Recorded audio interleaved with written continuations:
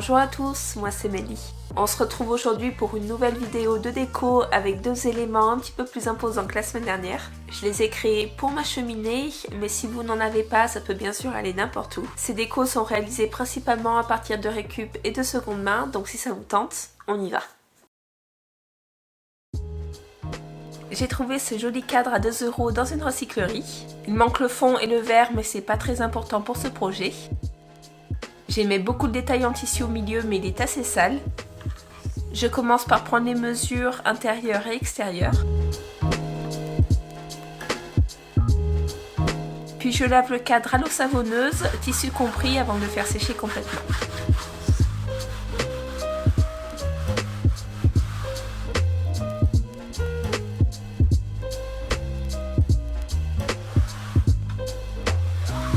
J'ai utilisé cet échantillon de peinture qui me sert très souvent pour peindre la totalité du cadre.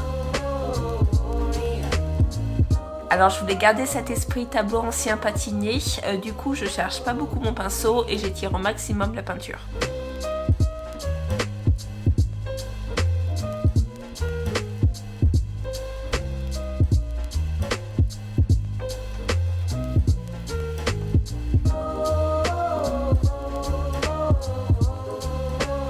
J'ai eu assez de mal à peindre cette espèce de jute qui buvait énormément de peinture. Et en même temps, quand les petits trous étaient remplis, ça faisait un peu trop propre. Finalement, j'ai fait un mix des deux pour un effet vieilli, mais beaucoup plus frais. Je passe ensuite au sujet du tableau, qui va être une silhouette de Père Noël. J'ai imprimé différents modèles, donc de profilés de 3/4 qui avaient des détails intéressants, comme un nez rond ou un sourcil broussailleux, et je dessine les contours à l'aide d'un calque.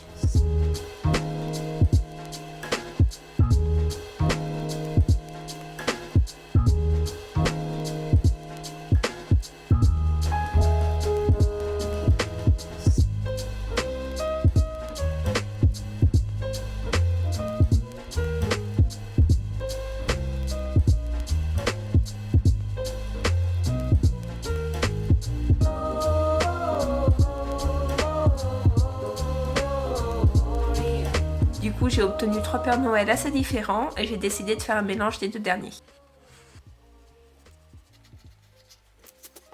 Je change quelques détails et j'accentue sa barbe.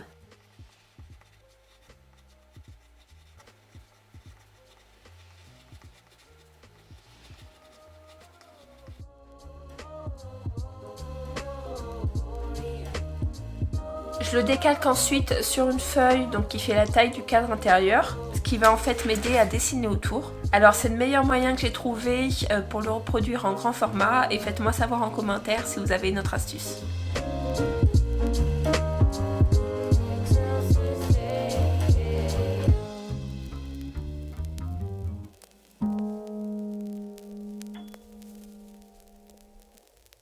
Ça fait déjà un petit moment que j'ai l'idée d'utiliser des dalles en polystyrène qui me trottent dans la tête. Et c'était le projet idéal pour essayer. Par contre, désolée, en voulant supprimer une photo de ma caméra, j'ai effacé tout ce que je venais de filmer. Donc ça arrive quand on est tête en l'air comme moi. Du coup, je vais vous montrer les étapes, mais un peu plus succinctement. Donc j'ai reporté mon dessin sur une plaque, puis je l'ai coupé à l'aide d'un cutter de précision. Alors ça se coupe super facilement à condition de ne pas aller trop vite. Et en fait, comme la plaque est plus petite que mon cadre, j'ai fait des raccords sur le bas et j'ai assemblé avec de la colle de montage. Alors on m'a dit qu'on ne reconnaissait pas assez le Père Noël, donc j'ai rajouté une moustache et je trouve ça très sympa finalement. J'ai également passé les bords sous la flamme d'un briquet à l'arrière pour plus de netteté. Attention par contre, ça fond très vite. Mon moment préféré a été de choisir un fond pour la silhouette. J'ai fait avec ce que j'avais, donc du papier cadeau, du tissu écossais, mais il y a énormément de possibilités pour des styles très différents. J'ai choisi ce papier cadeau que j'ai dû acheter chez Ikea l'année dernière, il me semble. Donc je vais simplement coller les bords sur du fond de meuble, comme ça je pourrai changer de motif sans problème au fil des ans. Et bien sûr réutiliser le papier pour éviter le gaspiller.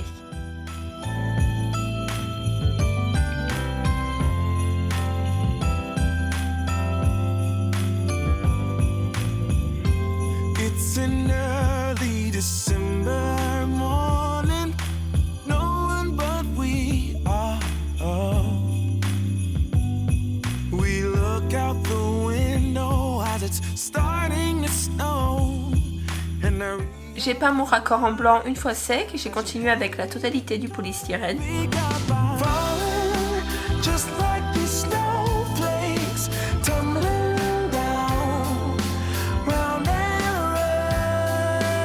Pour accentuer un peu le relief, j'ai tamponné les contours avec de la peinture beige.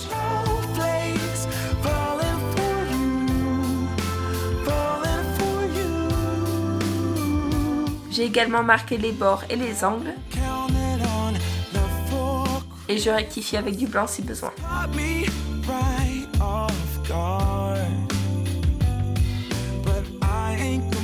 Ensuite, j'ai assemblé ma plaque au cadre avec du double face.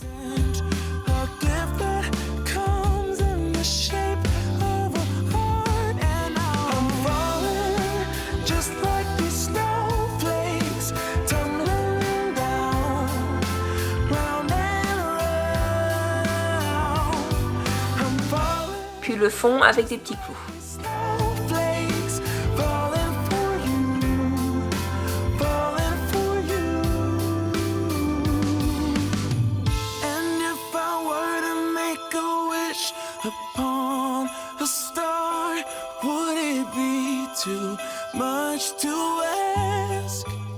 Là, je termine par un liseré de peinture dorée sur les arêtes du cadre que j'essuie pour avoir toujours cet effet patiné.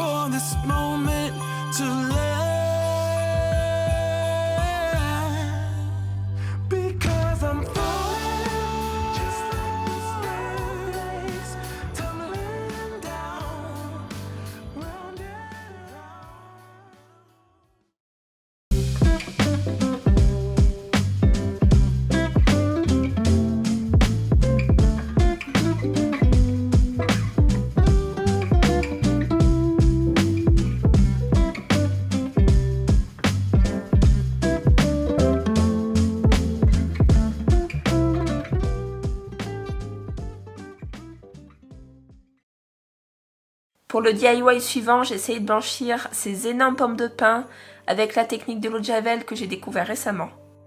Alors je dis bien essayer, puisque spoiler alert, ça n'a pas marché. En fait, il faut normalement recouvrir totalement les pommes de pin d'eau de javel pure, mais celles-ci sont vraiment grosses et il était hors de question, surtout d'un point de vue écologique, de remplir un plein seau d'eau de javel. Du coup, j'ai complété avec de l'eau tiède, donc elle n'est pas bouillante, hein, c'est que j'avais la fenêtre ouverte et qu'il faisait très très froid. Et j'ai recouvert d'une assiette pour pas qu'elle remonte. J'ai laissé reposer plus de 48 heures au lieu des 24 recommandés pour pas grand chose. Et en plus, comme les pommes de pin se referment naturellement, je les ai mises presque 2 heures au four à 210 degrés pour les rouvrir. Mais je m'avoue pas vaincue, je retenterai avec des petits modèles.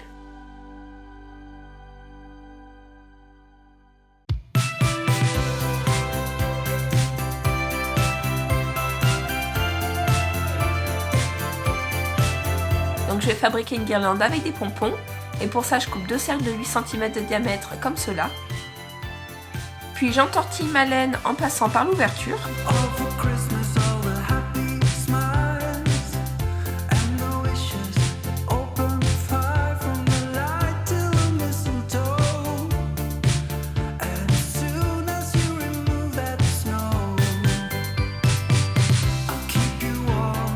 Ensuite, je coupe le bord extérieur en tenant fermement ma laine, puis je passe un fil entre les deux cartons et je noue.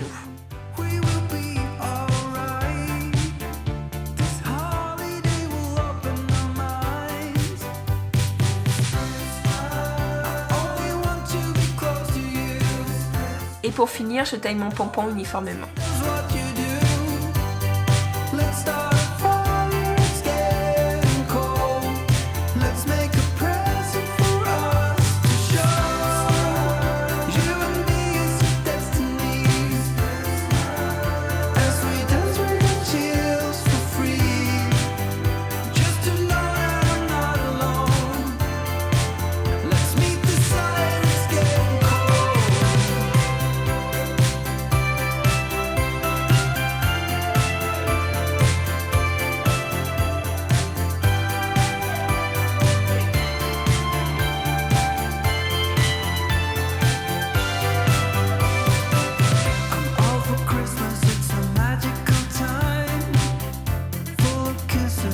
Je rassemble les éléments que je vais utiliser dans ma guirlande.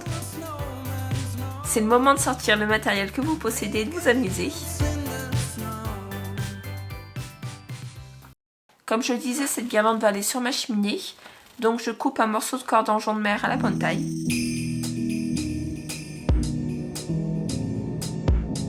Pour fixer les pommes de pin sur ma corde, je fais un double nœud dans de la cordelette. J'ajoute une perle et je glisse une petite pointe dans le trou avant de clouer le tout à la base. Rudolph, my dear, the forecast ain't clear. Rudolph, my friend, now will you pull my sleigh? Vient le moment de créer des suspensions en alternant vos éléments. Moi j'ai choisi 3 sortes de perles dorées, des perles en bois et des cotillons blancs que j'ai trouvés chez Monsieur Bricolage.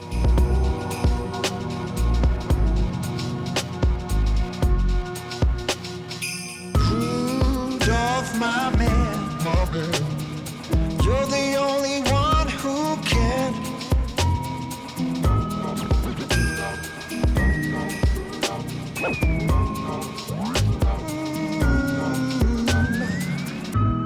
Hold on, I got one more.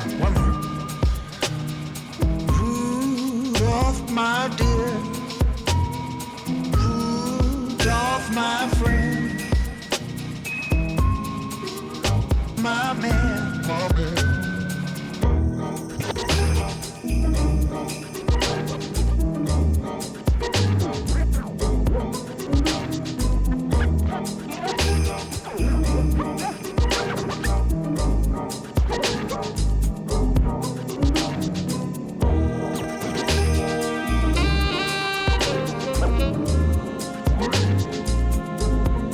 Une fois que tout est prêt, j'enfile des perles sur ma guirlande et je la scotche à la cheminée pour distribuer les décorations.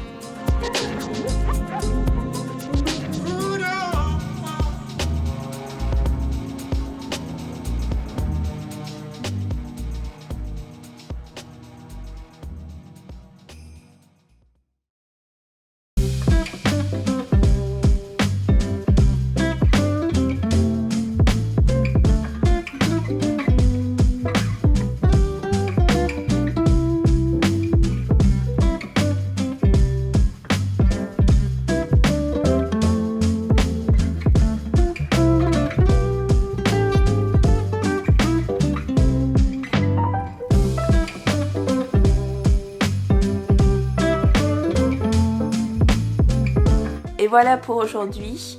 J'aime beaucoup le cadre. L'idée de départ c'était d'avoir un peu comme un portrait de famille qui trône sur la cheminée, mais que tout le monde pourrait reconnaître instantanément tout en étant subtil et légèrement mystérieux. Vous verrez la guirlande en place dans la prochaine vidéo puisque je vais décorer pour Noël et il y aura également des petits DIY. Dites-moi en commentaire si vous avez préféré le tableau ou la guirlande et n'oubliez pas de laisser un petit pouce pour permettre à plus de personnes de voir ma vidéo. Si vous aimez ce que je fais, merci de vous abonner. Je vous souhaite une très bonne semaine à tous. À la semaine prochaine.